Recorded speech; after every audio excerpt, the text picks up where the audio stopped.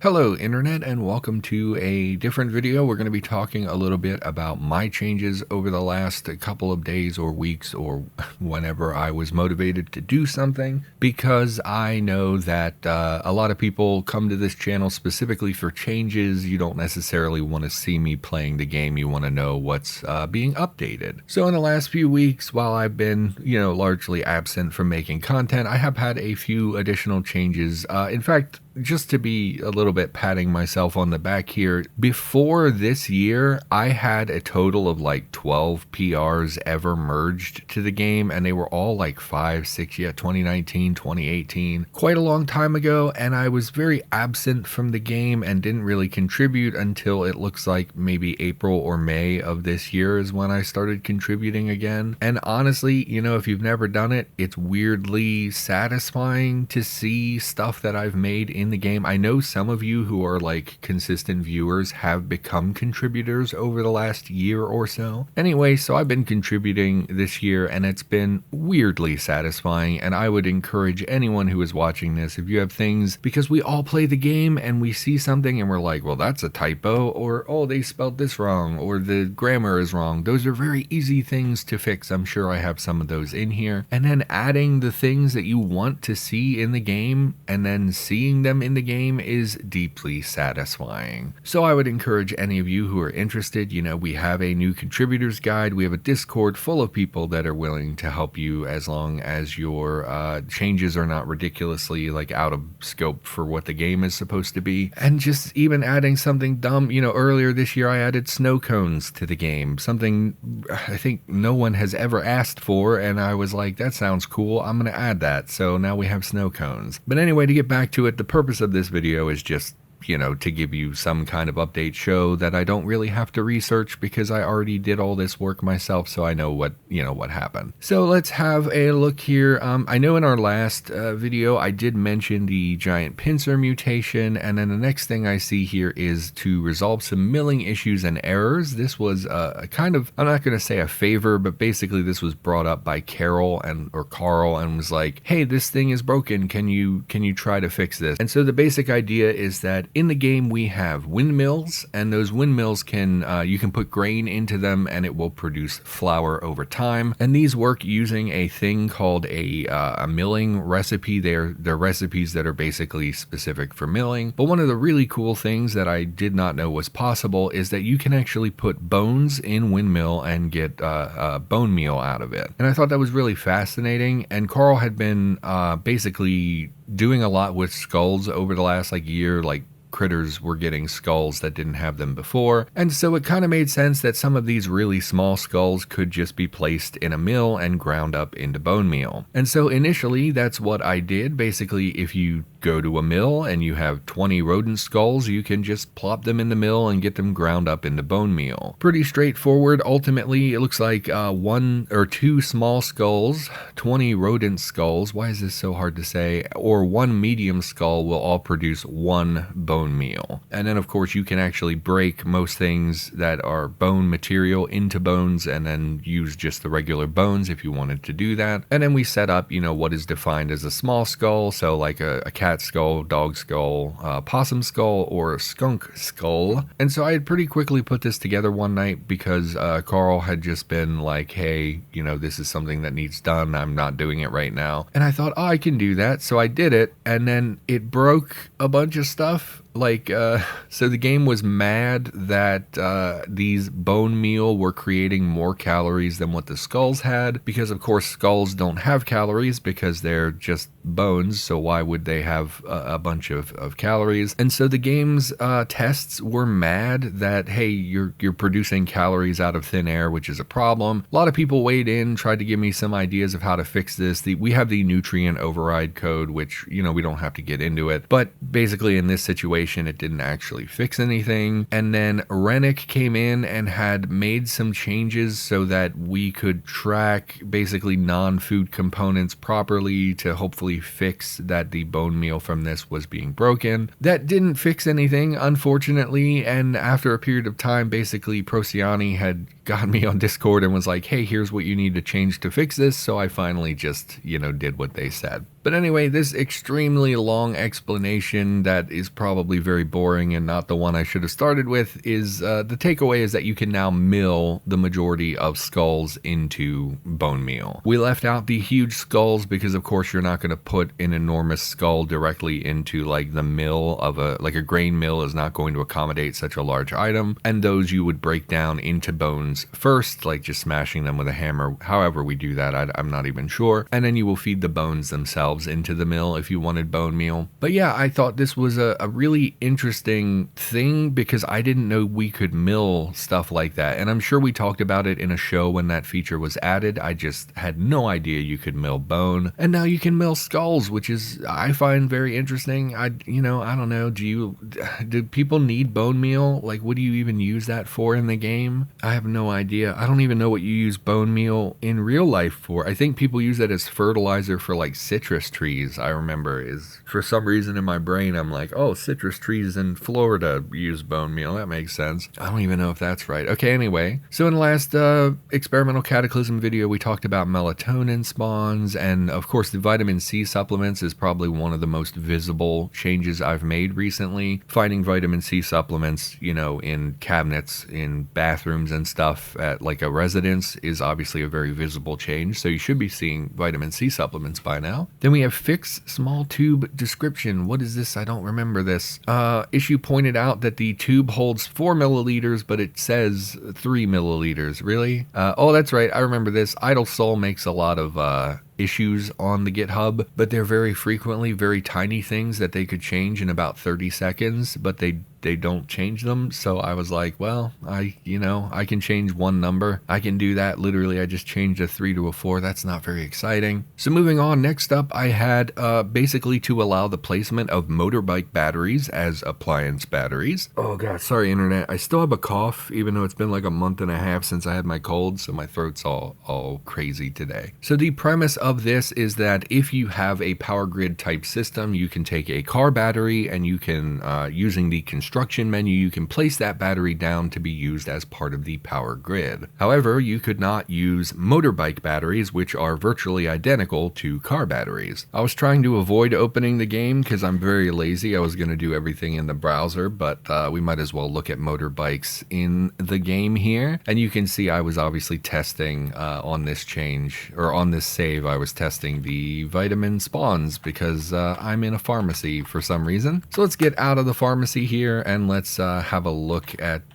what else we've got going on. Oh, it looks like we have some triffids. We're going to kill all the triffids. Okay, so the motorbike stuff. If we go into the construction menu, we look for motorbike, you'll see that you can now place down a motorbike battery or a small motorbike battery. This was not the case previously. You could only use car batteries or storage batteries, but for whatever reason, the small and regular motorbike battery were absent from this list. So we do technically now have those as appliances, and this, if I recall, required me to make those appliances, I think, in order to make them placeable. Then we add a construction group, which makes them, groups them together. And then finally, we have the actual ability to place them down and turn them, basically a construction recipe to place that battery. And it looks like I might have debug hammer space on because apparently I can do this regardless of my components, but whatever. So we'll place down a motorbike battery and you'll see it's a battery. Now the only issue here that, could have been potentially something people would care about is that they are very small. So if we have a look here, you'll see the motorbike, the regular size motorbike battery only has the capacity for 450 energy units, whatever those units are. Whereas something like a car battery, I think is like 2,000 or 5,000 or something like that. So let's place down a car battery, which for some reason is much tinier than the motorbike battery. So I guess that just doesn't have a sprite. It must copy a sprite from somewhere. But anyway, the car battery itself is 3,000 battery charge, whereas the full-size motorbike one is 450. Obviously, this is a significantly smaller battery. And then the small one itself is even worse. I don't remember what it was, but I remember thinking, I will never use this. This is a terrible choice. Like, why would I ever put this thing down? It's because it's cumulative. It's adding all of those those together. That's my mistake, internet. If we place down a small motorbike battery, we get the power of 225 is the number of charge it can hold. Now, obviously, this is not ideal. Nobody really wants a tiny motorbike battery, but it doesn't make sense that they would not be placeable as part of a power grid. So I did make those appliances, and then it kind of launched me into my next thing, because I noticed that, how do we want to look at this? I noticed that the batteries in this game, you can disassemble some of them, and when you disassemble them, you'll get things like lead and acid, which you would expect from a lead acid battery. However, if you put a battery on your car and then you smashed it and broke it, you would just get pure steel. And I'm talking about a lot of steel. It was like 10 times the actual weight of the battery in steel. And obviously batteries are not constructed of steel. They are primarily lead and acid in like a plastic housing, basically. And so I was like, well, that's really dumb. So what I'm going to do is set up these new motorbike appliances to break into proper things. Okay, it took me a while to find the spreadsheet. I've been working on a new writing project, internet, which is dominating all of my written documents here. No LibreOffice, I don't want to update right now. So this was, I know most people don't like looking at spreadsheets, but this was my basic idea of how to do this. I went online, I tried to find, what percentage of a battery is, even just what is a battery made of. And we're talking about specifically a lead acid battery that's being used in a vehicle. And so the way this went is that I found the weight of the items in the game. I kind of mathed out like, hey, how much of this battery would actually be this particular component. So for example, in batteries, I went with 70% lead by weight. These numbers are definitely not perfect. It was really hard to find specific information on the weight ratios of components of a battery. So they are,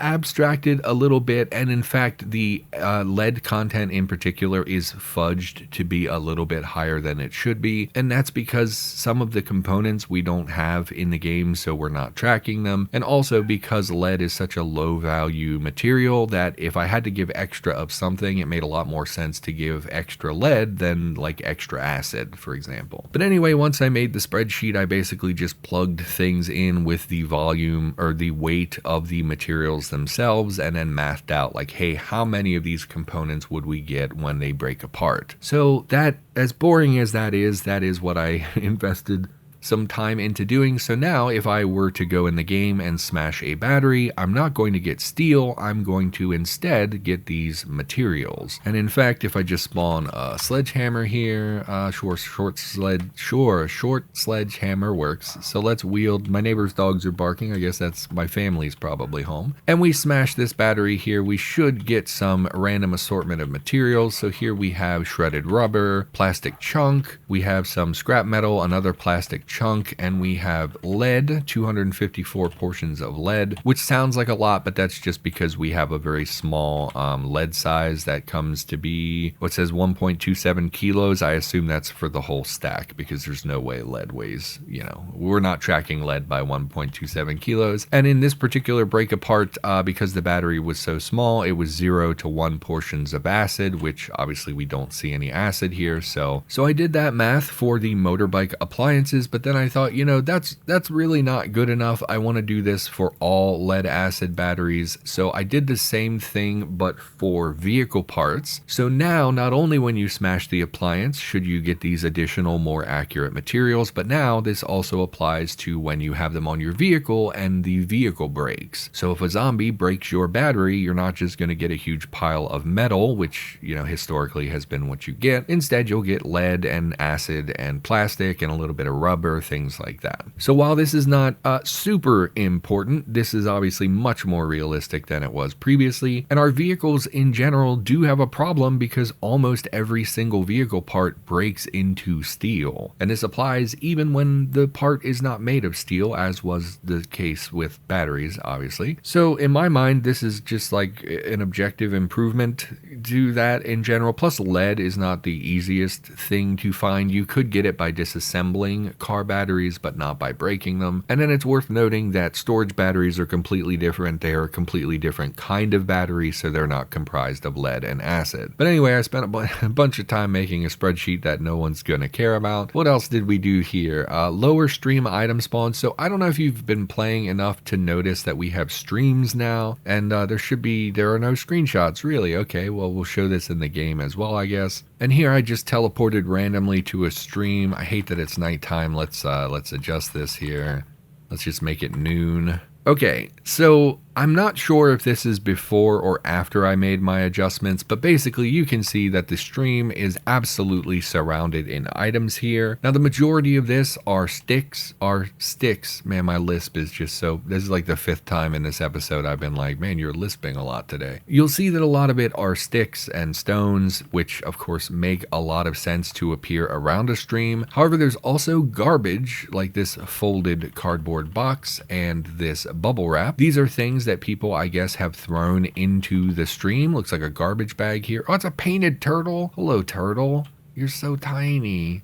Okay, anyway, sorry, get distracted by a turtle. I like turtles, etc. Remember that video from feels like 40 years ago? Anyway, so here's a talking doll. You'll see there are tires here as well. Wheels, rather, have been discarded at the stream. And all of this is taking place on this one like tile, basically, of stream. And you'll see in this area there's going to be hundreds of items that are just laying around. So if we hit tab to items, clear our filter, and we have a look just in our vision radius, we have 76 rocks, 127 sticks, 238 field stones, 21 long sticks, 2 shopping bags, 93 marbles, etc., etc. And you know, I don't know if you've played the game before, you probably noticed we don't usually spawn this much crap, especially around a water feature. Like, why would there be so much garbage in a water feature? And I believe this is post my change. Before this, it was even worse. So if we pop back and we take a look at the actual issue that was presented here, you can see in their screenshot that there are hundreds and hundreds and hundreds of items surrounding this stream, just in piles. You can see everything around it is like 3 to 4 tiles of garbage. A lot of this was garbage. A lot of it was still stones and sticks, but a lot of it was garbage. And I live in the country. We have streams everywhere. They are never garbage like this. Like, I don't know who is polluting this much. This must have been some kind of error, because this is just not correct. And if we look at the list of items they provided, 329 marbles, 23 spray cans, 35 talking dolls, obviously just a bunch of crap that people would not throw in a stream, because why would you do that? But anyway, I made an effort to reduce these stream percentage spawns, basically. It was not perfect. Once I started doing it, I realized that there's really no way to measure real life values on how polluted a stream actually is. And I understand, you're probably sitting here, you're saying, hey, I live somewhere else, or I live near a city, or, I'm from the slums of this country where we do, like, I'm not trying to be disrespectful. I just, and I'm not trying to be disrespectful. When I say slums, I'm not disparaging you. I just, like, literally, I have seen streams or water that are just completely polluted with trash, and that is just a part of life for, different people, depending on where you live, what sort of, number one, what country you live in, what sort of area you live in, how much poverty is there, how, much do people value that particular stream, and things like that. And so I'm not trying to be, anything against anyone in particular. I'm just saying that in the United States, where this takes place in a rural area, which is where streams will appear, no one is hauling their garbage just to toss it in a stream out here when we have dumpsters. Like, why would we do this? It's not near a residential area. It's not a heavily populated area. It's just the middle of the country, and it's full of trash. But anyway, I feel like I've rambled about this enough. My changes were just to reduce this by like 85%. In fact, we say here, ultimately, it was an arbitrary number. My plan was to reduce it by more than 80%. And I think, like, math-wise, it came out to be like 87% reduction or something like that. And to be honest, there's still a ton of stuff that spawns here. During this, Mail Clips had hit me with like, hey, could you make this additional change to make it even less likely to spawn trash and items? And I just was like, hey, I'm going to work. I'm not doing this. And they were like, oh, it's fine. I'll do it some other time. I don't know if they followed up on that or not. Mail Clips is very busy. They're one of the main people who merge things these days. So they have a lot on their plate in general, plus, regular life. People have jobs and families and things, so who knows. But anyway, this extremely long-winded thing was to explain that I significantly reduced the spawns around streams, and unfortunately they're still quite out of control. You will find hundreds or thousands of items just in a tiny stream, and some of them can spawn in very large tile numbers. So like this particular stream looks like it's about 8 tiles, which is quite tame. So if I look for stream and we just tab through here, so here we see an example of a much larger stream. So you'll see this is comprised of dozens and dozens of tiles that weave through the forest, go along the river here. This stream alone will spawn tens of thousands of items around it, which is just completely unnecessary. And I understand, yes, there are sticks and trees in a stream, but a lot of them would be smushed into the dirt or what. Like basically, if you go into the forest, you're gonna find less branches than if you go to a stream, and that's just not right. So anyway,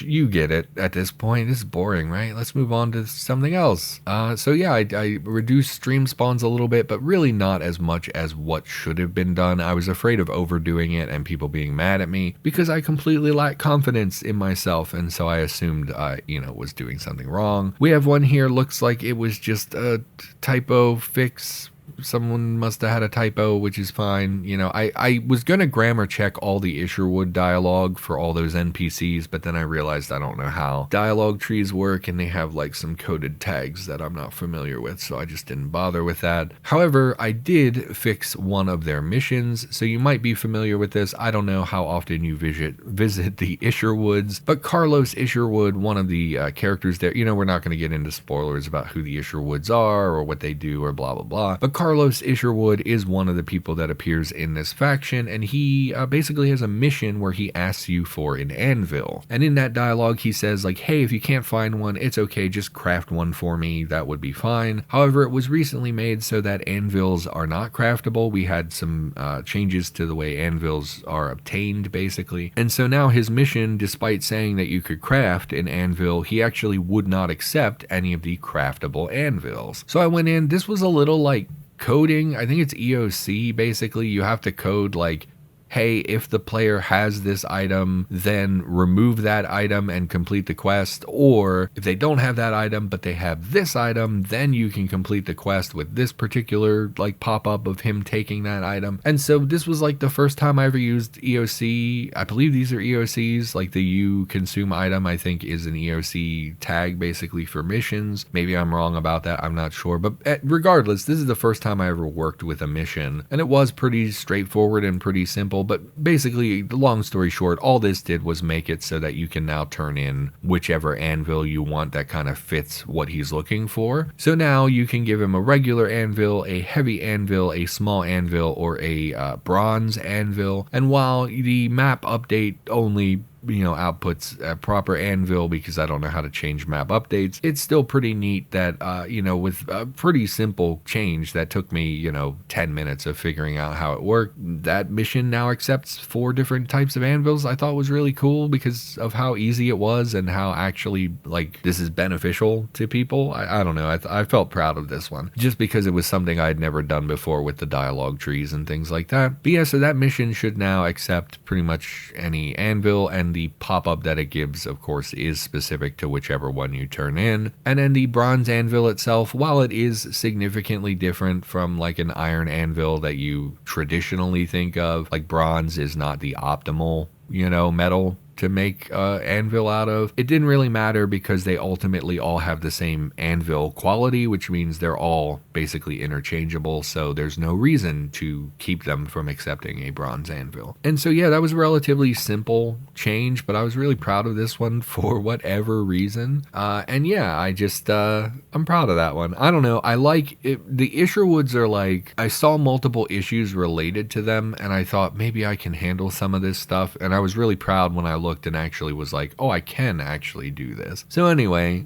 this has been a very rambly video, internet. I hope you enjoyed getting a little insight into the dumb crap that I work on when I'm depressed and have nothing else that I can focus on. I have actually started a new writing project recently, which has been absolutely dominating my time, and I'm enjoying that a lot, which is just so rare for me to enjoy anything at this point in my life. I'm a very sad and miserable man. I'm sure you picked that up over the years from my content. But it is my day off, and I was looking at trying to, I mean, I can show this, I guess. There was an issue about doors. If I look for door, I don't have the issue open. I mean, I do. It's somewhere buried in like multiple tabs. Yes, doors in item form. So the basic idea here is like when you deconstruct a door in Cataclysm, it actually spits out planks, which doesn't make a whole lot of sense. Obviously nowadays, like for example, in the old game, if you tried to deconstruct an oven, it would give you the components of the oven. But now with our appliance system and things that we've been working on, when you deconstruct a oven, you will basically get an oven. You don't get like, I'm breaking this down into every piece of material. Instead, most of the time, you know, we're taking it apart to get the item form of that oven. And so it was presented like, hey, why don't doors do this? We could take apart a door and get a door instead of spending the time and effort to deconstruct that all the way to planks. And I really wanted to do this. I was, you know, it's my night off, so, and I was looking at this and I was like trying to think, well, how hard would it be to do this? You know, we talked about it on Discord a little bit the other day, and it's just been stuck in my brain as something I wanted to do. So I was thinking about contributing, but then I have some family stuff. It's Thanksgiving. Like I have some family stuff going on tonight. Like this was it's the day after Thanksgiving, but it was like our family's Thanksgiving thing at my mom's house, which I didn't go to, but like the family's been doing stuff all day in and out of the house and things like that. So I probably won't get around to this, but it is my day off. I was looking at Cataclysm stuff and I thought, you know, I can make a video about the changes I made. People might care, you know, they like updates to the show. Obviously the big news is still that 0.H came out. That's huge. That's like a big step for the community. It's been awesome. If you're not on Discord, it's been really cool to see how many people come in like, hey, I finally updated. What's new? I'm so excited to try something new and experience the game again. And I just love seeing that, you know, and don't get me wrong, we've had plenty of people who are hostile, like, why isn't this working? Or this feature's so stupid. And I've seen a lot of people like, why can't I turn off skill rust anymore? And I'm like, because we don't want you to, like, you know. But yeah, I guess long story short, I'm feeling a little positive and manic and was looking for something to work on, and got me thinking, why not make a video about change? I'm rambling. Everyone, thank you for watching. I hope you got some cool updates. I hope you care that lead acid batteries now break down into lead and acid. That's so exciting. Doesn't that just change your life, internet? All right, well, regardless, hopefully you enjoyed the video. I should be back next week with another experimental Cataclysm, like the proper show that we do. And yeah, thanks for being here. I'll see you next time.